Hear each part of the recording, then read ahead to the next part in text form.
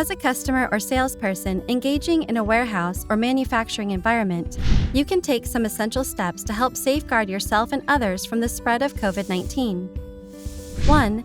Comply with workplace health and safety policies, which exist specifically to protect you. 2. If you can, use online or electronic solutions that limit your engagement or closeness to others indoors. 3. Be sure to evaluate your and your family's health regularly.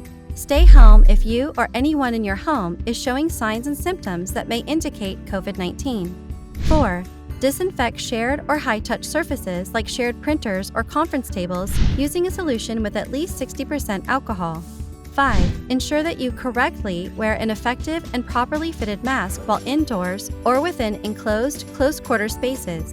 Curious about how to find an effective mask or how to be sure it fits properly?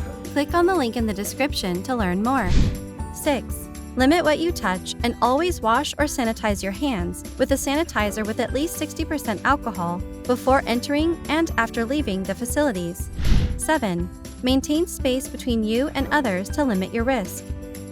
These steps can help reduce the spread of COVID-19 and help keep yourself and others safe.